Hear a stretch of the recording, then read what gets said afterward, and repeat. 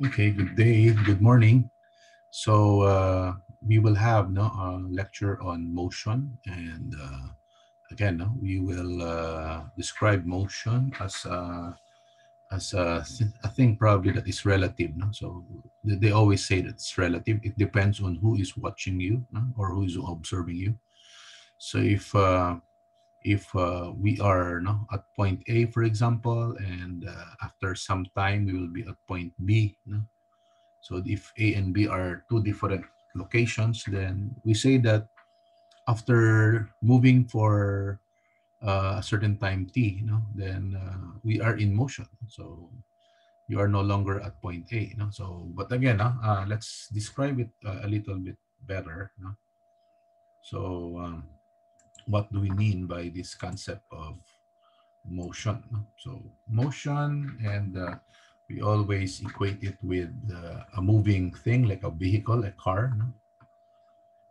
So we see it all day, every day, if we are on the streets and if we are traveling. Now, there are two branches of mechanics. Now, when we deal with motion, we can think of one, kinematics. Kinematics in physics is described as a motion that will not include the reason or the factors that causes it to be in motion. So simply saying, we are not including the idea of forces here in kinematics. We only describe it in terms of how fast, how far, how long did it travel, but we will not ask the question yet of why is it moving. So that's what we mean by kinematics. Now, another field is known as dynamics, and this one now will probably include the study of forces and physical properties of bodies, and why motions are affected by this, probably, by these factors. So there are two branches, kinematics and dynamics. Now, motion is a continuous process of which the body undergoes change in position or place with respect to a reference point. So when we talk about motion, we must have a starting point. So if the body is in point A after several hours, then the body is not in motion. So again, we consider motion to have, first of all, a reference point. So on Earth now, since the Earth is rotating, basically, so if we are all on the Earth, then we can probably observe some things to be at rest and some things to be in motion.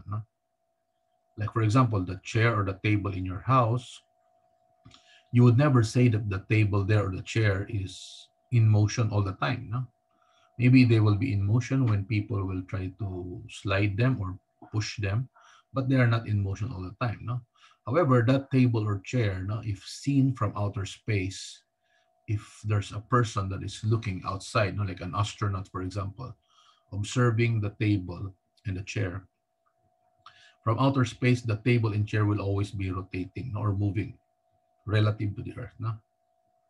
So again, depending on who is looking at the object, then we can probably describe motion, but it has to have a reference point first.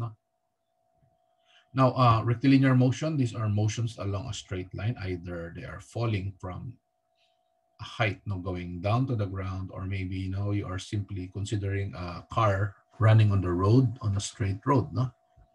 So that's rectilinear motion. Now, acceleration is when the object changes its speed from one velocity to another. So if the speed is increasing, then we call it as an accelerating body. There's an increase in the velocity. If the body is from a very high speed and then it turns to move slower, then we call it as a deceleration. So there's a slowing effect. Now, the difference between speed and velocity, since they almost have the same unit, meters per second or centimeter per second, feet per second. Now, speed will only contain magnitude. It does not have a direction. So, however, when we talk about velocity and displacement, they always talk about direction like north, south. So those are included in our terms velocity. So motion denotes no, the change of position of a body with respect to some point. No? So if this is a boy watching this car, so after some few seconds, if this car is moving, then it's no longer in that same location. No? So based on this or from this particular boy or observer, this car is undergoing motion no? From A to another location. No? Now, if we have a particular value like 60 kilometers per hour, no? So 60 kilometers per hour, we can probably think of it as a speed. No? So we can understand it not to be a car. No? That the first 1 hour, it will cover a distance of 60 kilometers. No? In another hour, another one more hour, no? Another 60. So therefore, in 2 hours, no? The object will have covered a total distance of 120 kilometers. No? Now, if we divide the total distance by the total time, we also call that value as average velocity. No? Now, if we travel, for example, from Iloilo to Rojas, no? Rojas City is long, no? Long distance. No? You can travel on the road no? For some considerable number of time. No? Now, we can probably know no? The total distance there. No? So supposing the total distance from Iloilo to Rojas is 120, and it took you no, 2 hours to reach from Iloilo to Rojas. No? It took you 2 hours to reach Rojas City. So therefore, the total distance, if you divide it by the total time of travel, gives you an average velocity. No? But the average velocity of 60, which is 120 divided by 2, is merely no, an average value, and it does not mean that the car has been traveling for the same speed no, all throughout the journey. No?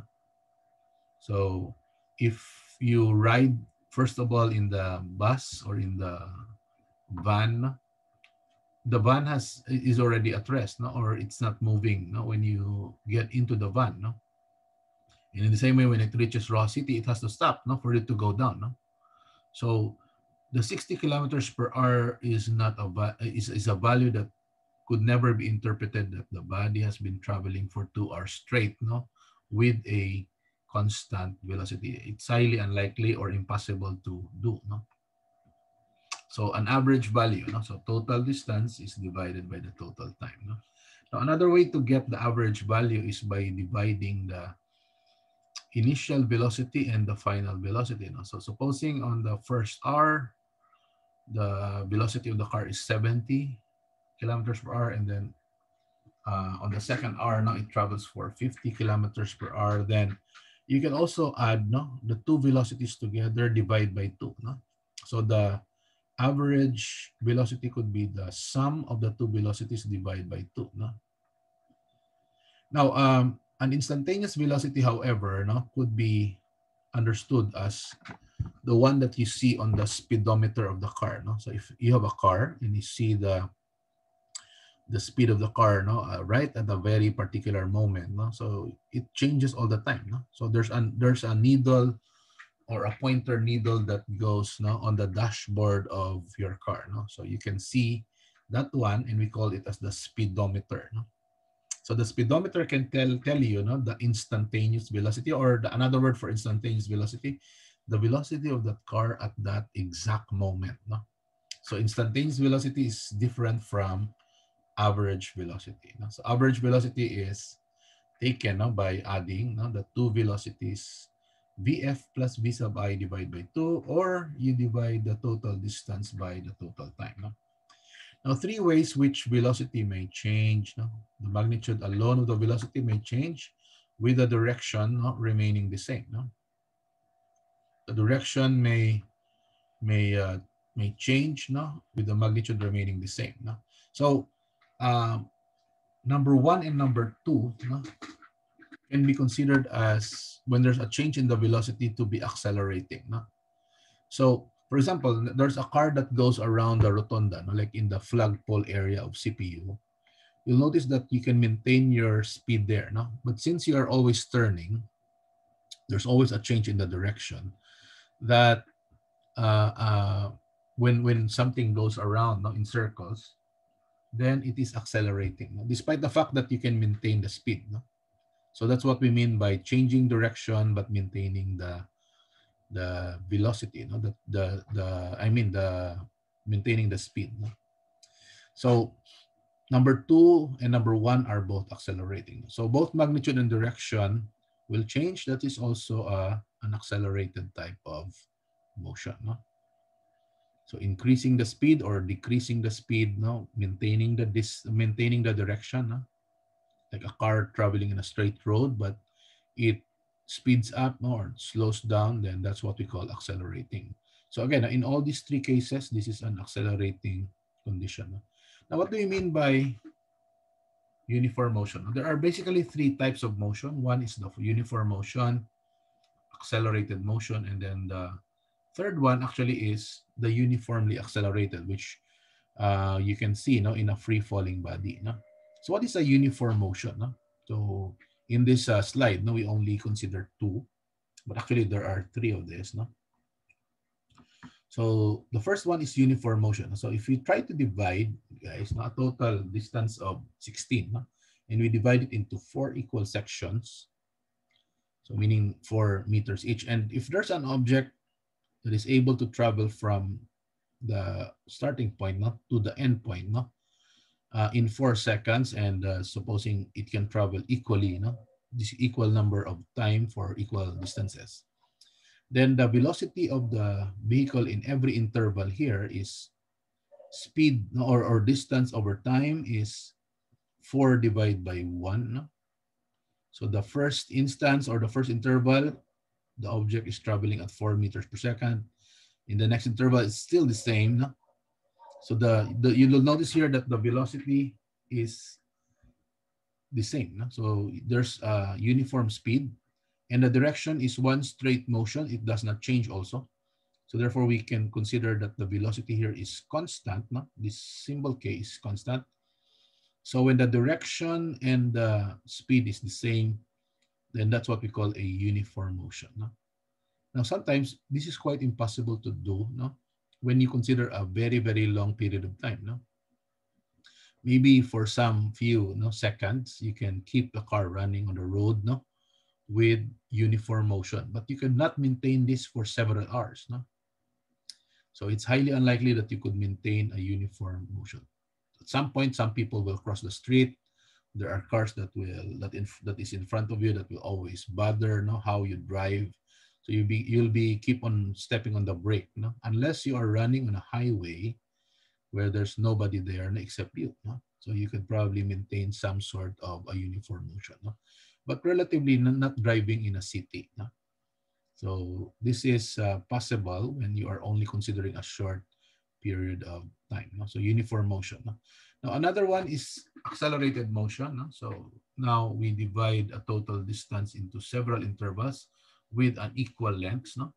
But in each length, no, supposing the time of travel is always 1 second each. No? So from here up to here is 1 second. And then suddenly the car travels a little bit faster, and it took him only still 1 second, but it slows down again after another second, and so on. No? So if you'll get the speed of the vehicle, so in the first interval, it's 2 meters per second. Here, it's 6. Next, it's 4. Then it's 5. No? Now you'll notice that the difference now in our velocities, no? So 6 minus 2 will be 4. 4 minus 6 will be now negative 2. 5 minus 4 will now be positive 1. No? Now this difference in the velocities, we call it as acceleration.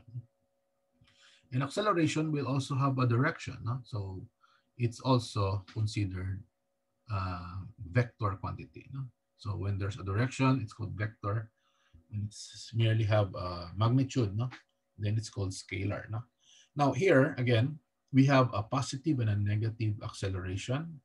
And since the values of our acceleration is no longer constant, so it's indicated with this unequal sign, no?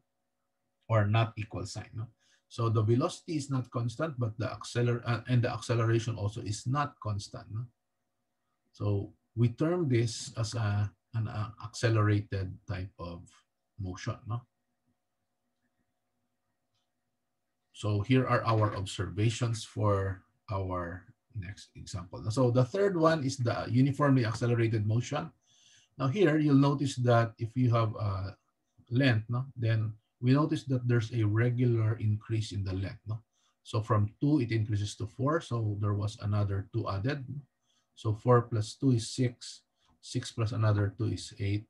But supposing the object was able to travel it in equal time intervals, no? But there's a regular increase in the distance. No? So we can describe the motion of the body here to be speeding up. No? So this body is increasing and increasing its speed. No? So granting again that it's traveling it now with regular uh, distance. Now again, this is also true when something falls from the sky, or falls from the a height to the ground, that the body is accelerating in that case, and we call that as a free falling body. A free falling body again is a uniformly accelerated motion. So here, if we'll subtract or divide the distance by the time, so we'll get this corresponding velocity or speed. So 2 divided by 1 is 2 meters per second. 4 divided by 1 is 4 meters per second. But if you'll get the difference of the velocities, which we call as acceleration, so final velocity minus initial, so that gives you 2. So 6 minus 4 is also 2. 8 minus 6 is also 2. So you'll notice that the acceleration here is constant. However, the velocities above is not constant. So we call this when the acceleration to be is constant as uniformly accelerated motion. And again, this is true when we are dealing with a free falling body. The body there drops due to the acceleration due to gravity. Now here are our equations for our motion. So when the body is accelerated, so we have final velocity is equals to initial velocity plus acceleration times time. And the same way with this expression.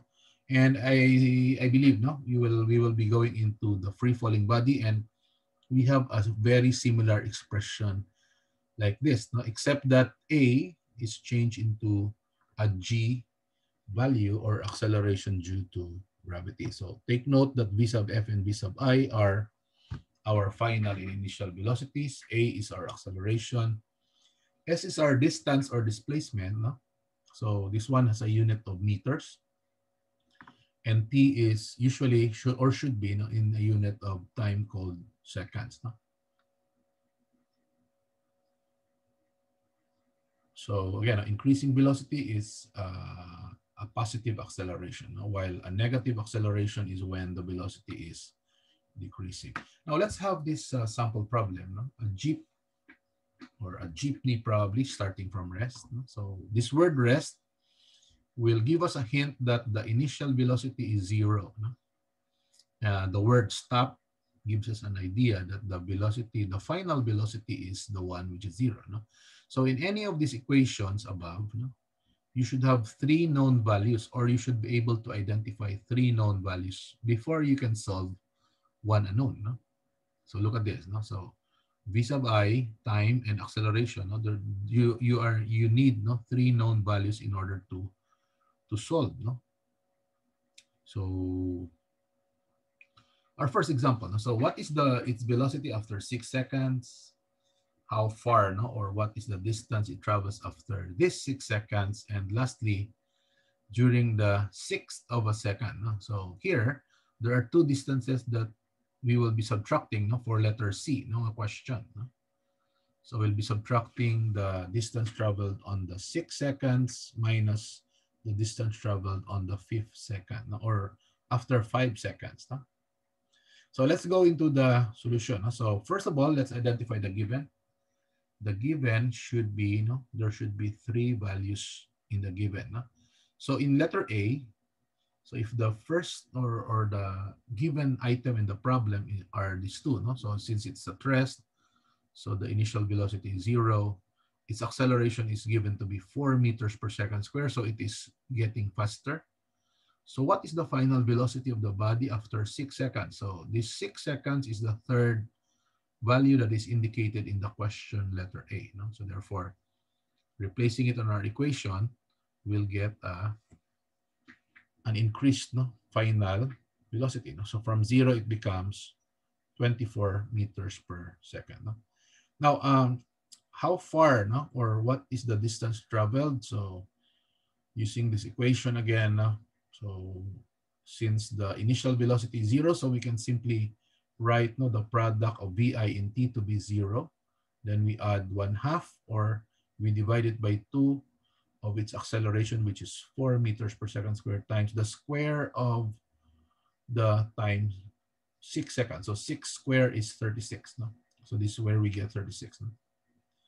So half of 4 is 2. 2 times 36 is 72 meters per second, therefore. Okay, so this is 72 is the distance traveled for 6 seconds. So if you'll consider an object here, and this object again is this red line, for example, is the time to travel 6 seconds, and it is equal to 72. Now, the distance traveled for 5 seconds may be a bit shorter because there's less time. So how much is the distance traveled for 5 seconds? Maybe you can apply this equation here. So why did we subtract distance of 6 seconds with the distance of 5 seconds? Because again, what we are concerned of is only this remaining distance that is traveled only on the 6 second. So on the 6 second only, this is the only distance. And to get this value, we have to subtract. So that's the question for letter C. So we will be subtracting therefore S6 with S5. And again, S5 will have a similar way of solving, like in letter B, except that our time here will be 5. So 5 squared will be 25. Half of 4 is 2, so 2 times 25 is 50. So this blue line is 50 meters. This red line is 72. So the difference is therefore 22 meters. So that's our answer for number 1 for our first 3 questions. Okay, for number 2, another example. A car starting from rest attains a velocity of 70 kilometers per hour after 7 seconds. So there are 3 known values here. So the initial velocity is 0, the final velocity is 70 kilometers per hour, and a time of 7 seconds. So if we were to solve for acceleration, then our acceleration will be Vf minus Vi divided by time. So initial is given, final is given, and time is given. However, you look at 70 kilometers per hour is very different unit from seconds. Hours and seconds are not the same units of time. So therefore, there's a need for us to convert 70 kilometers per hour. And again, so that's the first thing that we do. We convert the final velocity to meters per second. Okay, so changing kilometers to meters, so we'll have 7,000 meters. Changing hours to seconds, then we'll have 3,600 seconds. So therefore, so what we have now is to divide 70,000 by 3,600. So the final velocity in terms of meters per second is which is equivalent to 70 kilometers per hour is 19.44.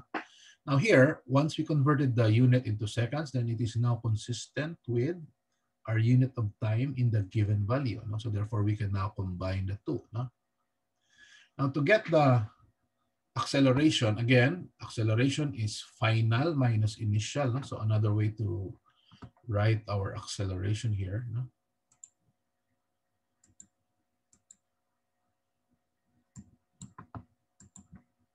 So our acceleration can be written as A equals Vf minus V sub I divided by time.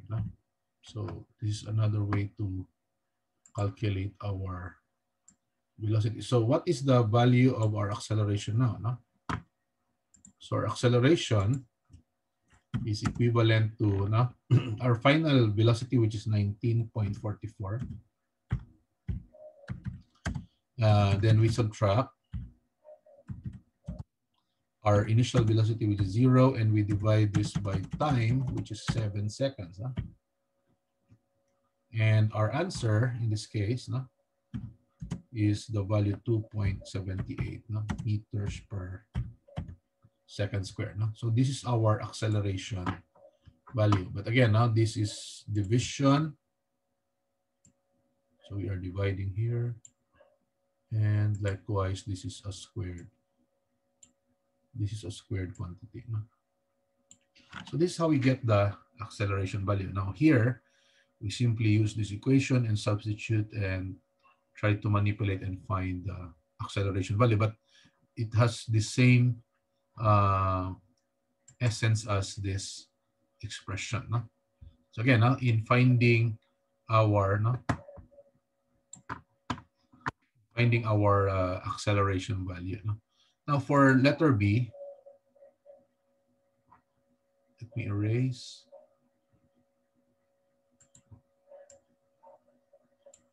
So for our letter B, so we know already the acceleration and we know the time. So what is the velocity after 5 seconds? So we simply substitute. So it's 13.9.